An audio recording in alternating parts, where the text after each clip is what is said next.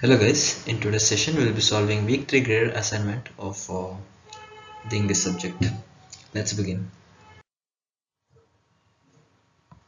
So we have our first question here which says choose the synonym that suits the best for the words given below, right? So we have perseverance, right, as our first word. So and we also have dedication and sloth as our options, right? So let's first of all see what the word perseverance means. So perseverance is basically a name, which means it's a noun, right? It's a noun which means to be persistent, to be persistent in doing in doing something. By something I mean some by doing some work. To be persistent in doing something that we know that we know is going to be hard, and despite knowing the delay in achieving success. So the word perseverance means, so the word perseverance is a noun which means to be persistent in doing something, in doing some work, right? In doing some work, right? That we know is going to be hard, right? And we don't even know when are we going to be successful at last, right? So difficulties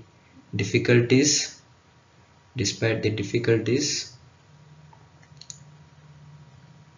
despite the difficulties and hardships, right, and despite the delay in success, right, so we are continuously doing our work regardless of the pains we are facing and regardless of the uh, the time delay in achieving our goals, right?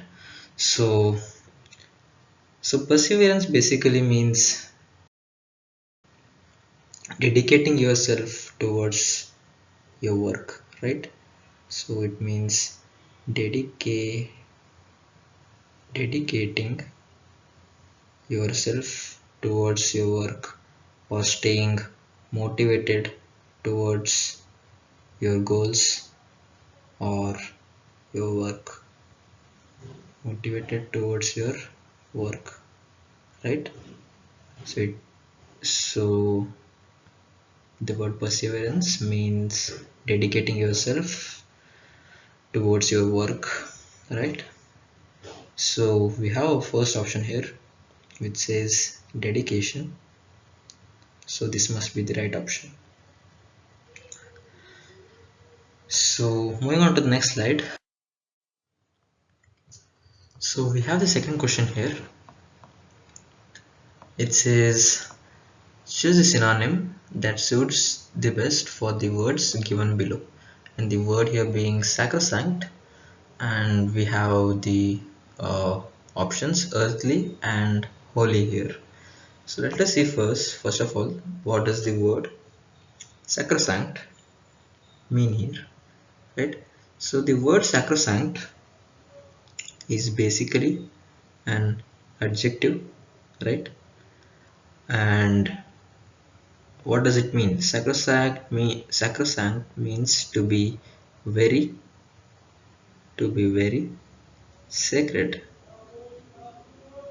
Sacrosanct means to be very sacred or holy, right?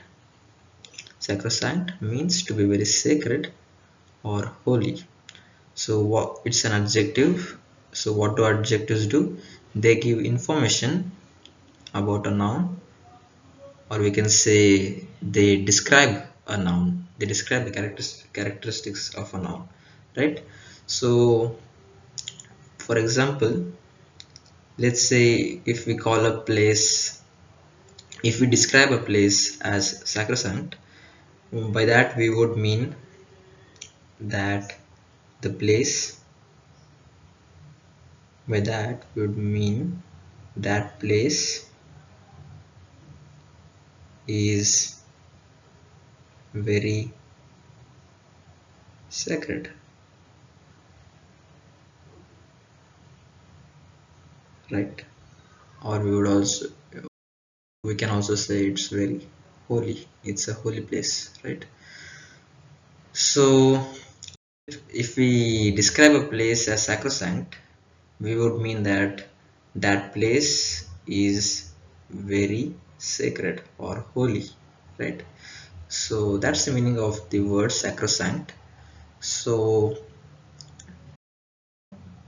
the option B, which says holy, would be the right option here.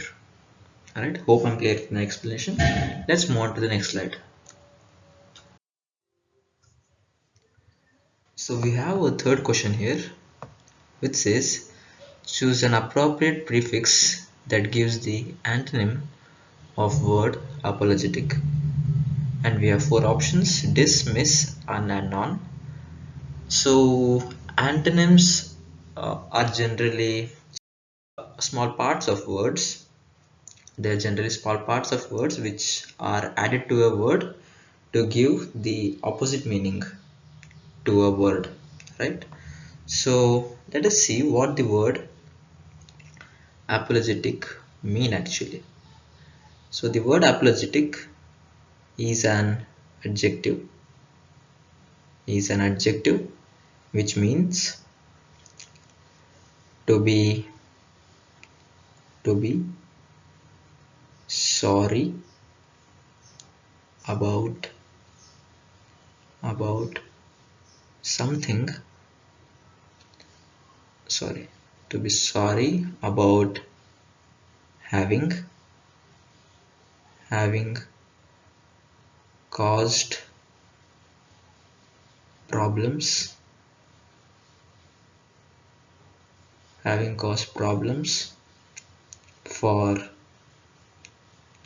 for others, right? So the word apologetic means to to to be sorry or to regret about having caused problems for others. So let's say unknowingly or knowingly you have caused problems for others, and now you are being sorry about having caused the problems. In such cases we can say that it could be said that he was uh, he was apologetic he was apologetic about the incident. He was apologetic about the incident, right? So in such cases we can say that he was apologetic about the incident. So the opposite of the word apologetic would be unapologetic,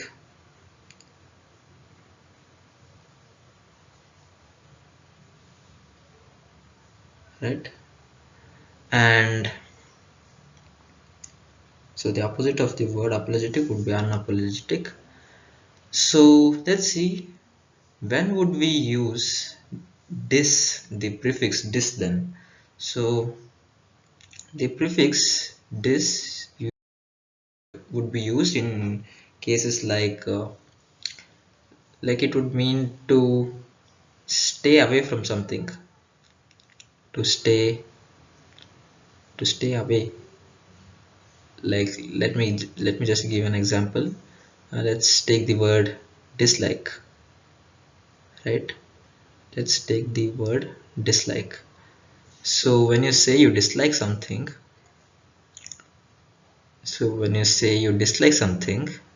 you're moving away from a general audience who like a thing. Let's say you dislike cakes. So you're moving away from all the people who like cake, and now you're moving into a different class where only people who dislike reside, right? So you're moving away from a general audience who like something, and now you have moved to the class of people who dislike the thing here being cake, right? In such cases, while you stay away from something, the prefix this using the prefix this would be appropriate, right? So then when would we be using miss then? So miss, the prefix miss uh, is usually used when you do some mistake.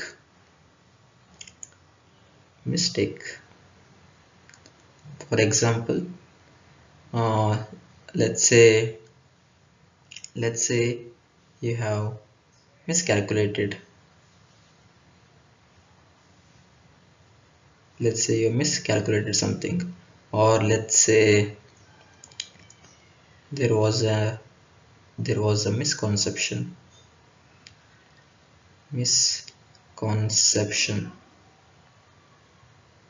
right? Misconception means wrong assumption, right? Misconception means wrong assumption,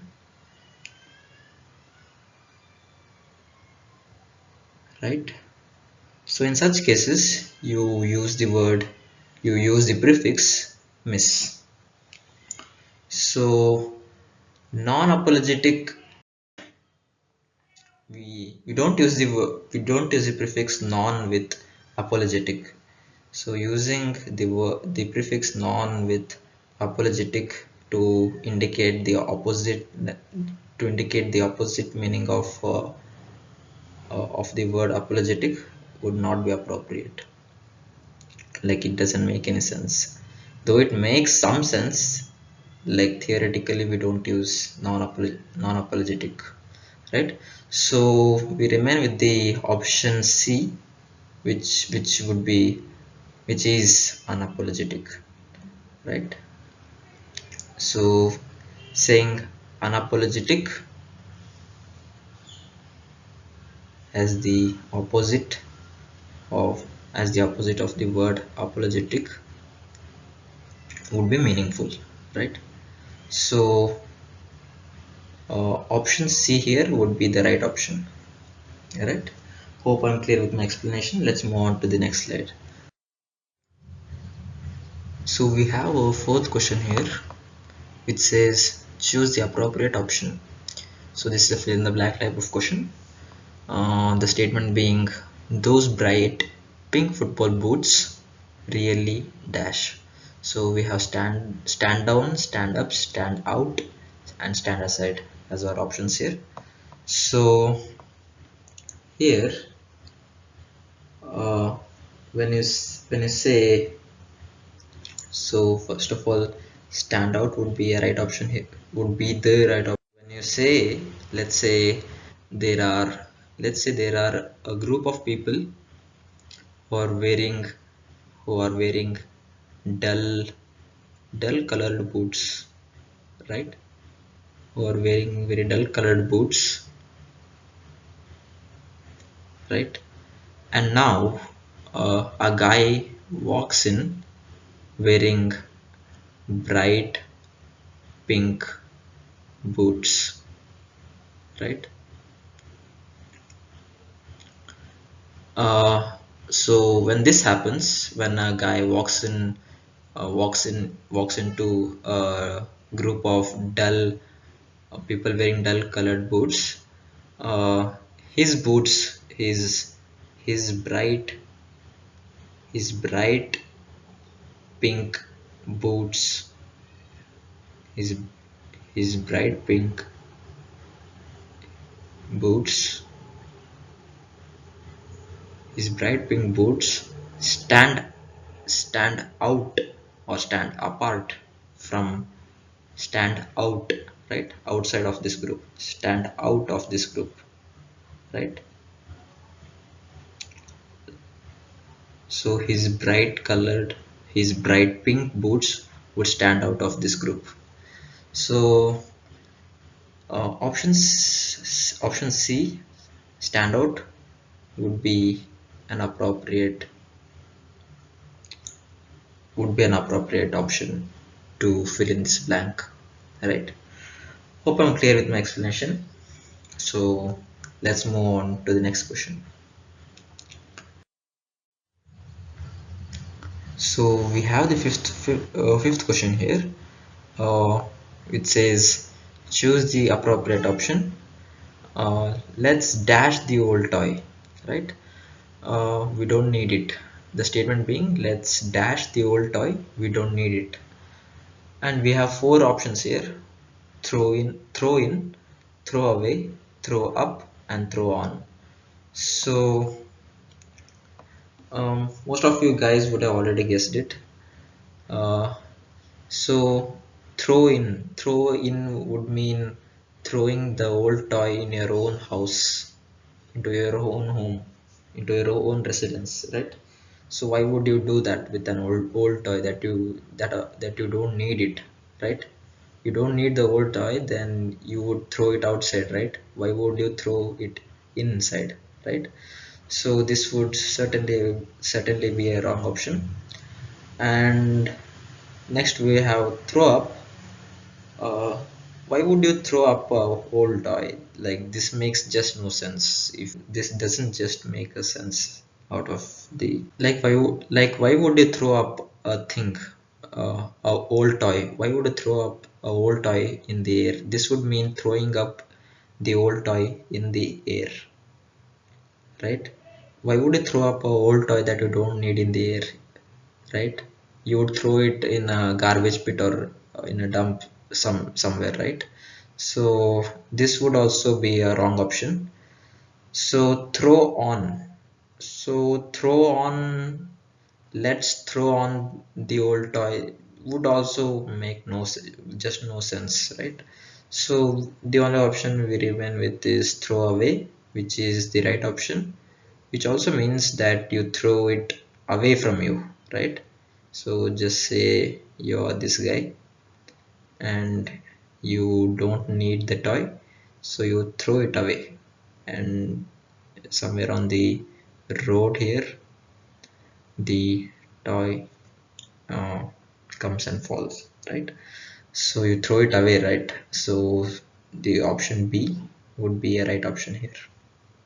Let's move on to the next question.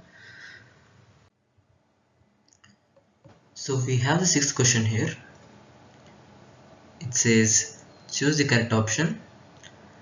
It's a fill in the blank type of question, and the statement says, I think I have dash but failed the exam, but I'm not sure, right? So we also have two options here. We have shall, we have the word shall and might. So the word shall here is a verb, right?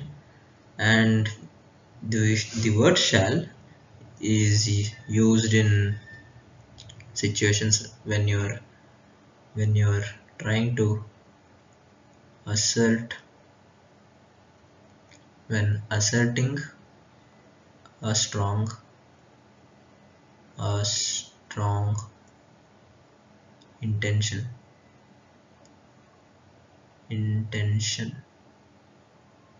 So when you're trying to assert a strong intention, you use the word shall.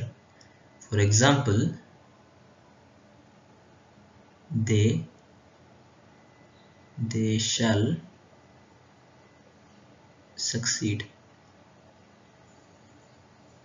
they shall succeed, right? In such conditions, while you are asserting a strong intention, you use the word shall, right? And might is also a verb, and the word might is used when you're doubtful about something, something or when something is possible, or when something is possible. So when you're not sure about a situation, when you're not sure about the outcome of the situation, whether it is going to be true or false, whether the situation will happen or not. So let me just take an example here. So it it might it might rain it might rain today, right? So seeing at the dark clouds, you can predict the future weather, right? So you would say it might rain today, but you're not sure of the outcome, whether it is going to be true or false. So when there is such a kind of situation whether you're not in which you're not sure about a thing which will happen or not, so in such cases, you can use the verb might. As you can see in this sentence, I think I might have failed the exam. So there is a possibility that this situation is true, right? Or maybe false also. We can't say, right? So when you can't say whether a situation is true or false, like you can see here, but I'm not sure about the situation's outcome. In such cases you can use the verb might. So might is the correct answer here. Let's move on to the next slide. So we have the seventh question here.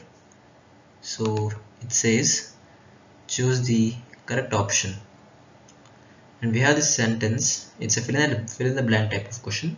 We have the sentence, you dash help me, and we have two options, should to and have to. So which of these two questions do you think would be the right one? So let us have a look on that. So should to, if you try to use the word should to in the above sentence, the above sentence would become you should to help me, right? And now if you try to make any sense out of this sentence would make no sense at all, right? Like you should to help me, this is even grammatically not correct, right? You should to help me, does the and this just doesn't make any sense, right? So this is wrong. So the only option we are left with now is have to. And now if you try to make use of this have to in the above sentence, the sentence would become something like you you have to help me, right? Now if you try to make now if you look at the sentence, the sentence would mean you have to help me, which means that you're seeking help from your friend.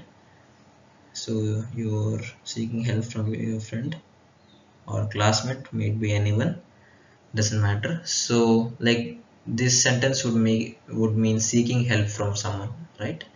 You have to help me, so you're asking help from someone, right? So This have to would be an appropriate option for this question, right? So this would be the correct option. So moving on to the next slide.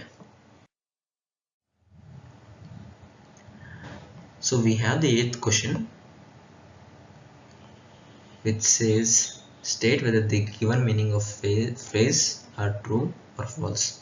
So the phrase here being getting a second wind, and the meaning of and the meaning that they have provided us here is having energy again after being tired, right? So this is a true or false type of question.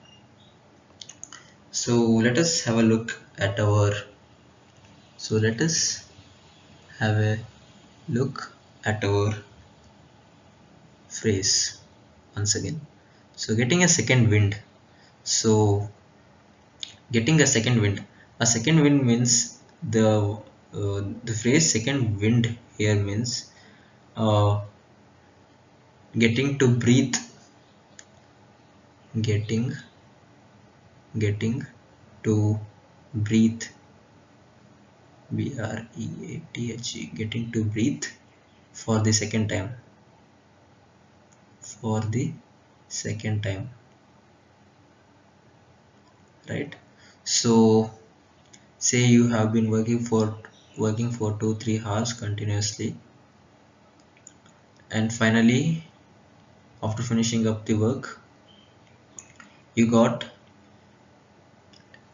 you took some rest.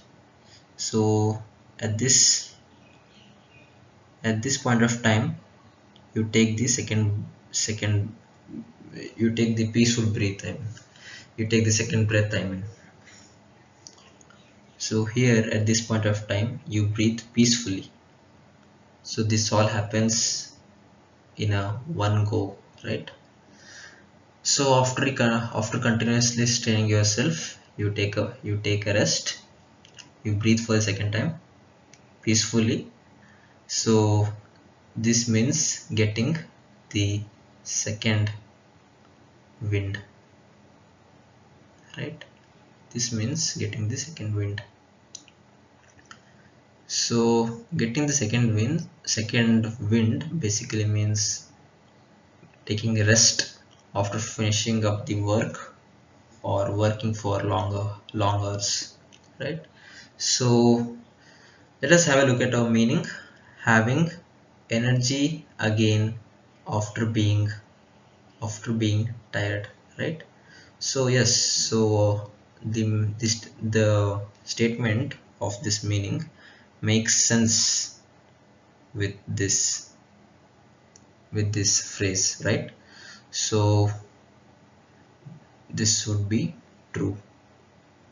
I mean, this meaning would be the given meaning of the phrase would be true, right? It would be true. So true is the correct option here. Let's move on to the next slide.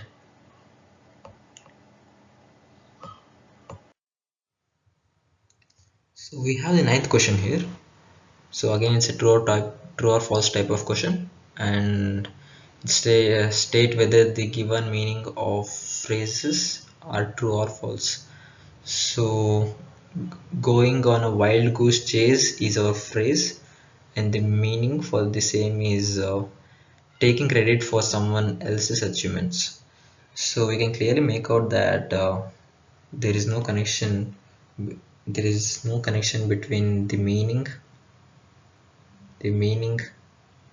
and the phrase, right? So going on a wild goose. So first of all, goose is an animal, is a wild animal. So going on a wild goose chase would mean like doing something courageous, doing something courageous, or or doing a work involved with risk, or doing a work in which risk is involved, right? Or doing a or doing a work which is hard, right? So all those statements would indicate to this phrase, right? So but here if you see the meaning, taking credit for someone's achievement, so like there clearly exists no connection between the meaning given and the phrase. So there is no connection here. So though there exists no connection, any meaningful connection. So the the meaning of the phrase is false here, right? So the meaning of the phrase given is false. So let's move on to the next question. So we have the 10th question here. It's again true or false type of question, and we are asked to state the given meaning, whether the given meaning of the phrases are true or false. So the phrase here being the elephant in the room, it's an idiomatic phrase, and the meaning here being everyone gets their chance to do something big, right? So let us first understand what is the meaning of, what does this idiomatic phrase mean, right? So here is the meaning of the phrase. So say that there is a discussion hall and you and your colleagues are sitting on a round table and you're discussing about a topic, right? So a topic, so you guys are discussing about a topic or issue, right? So say now uh, the big issue, there is an issue that everyone is aware of, right?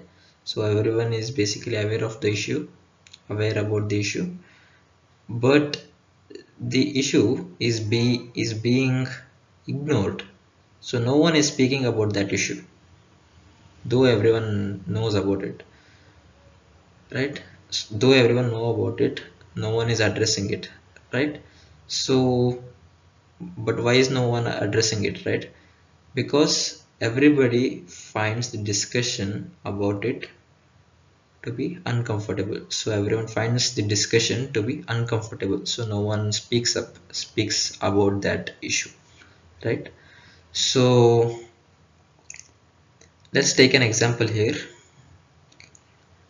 The fact that his 35-year-old brother was still living with his parents was, and here comes our phrase, was a big elephant in the room, right? Was the big elephant in the room at every family gathering, right? So a 35-year-old brother was still living with his parents, right? This doesn't seem appropriate, right? Like usually a 35-year-old guy would be happily married and staying in his own house, right? Be staying in his own house. So say that, so now say that everyone in the family knows about this issue, but at every family gathering, right? At every family gathering, no one would speak about this because they would find each and everyone would find it uncomfortable, right? So like, so this doesn't make any sense to this meaning, right? So this would be false, as this meaning doesn't make any sense for this idiomatic phrase, right? So that's the end of this session.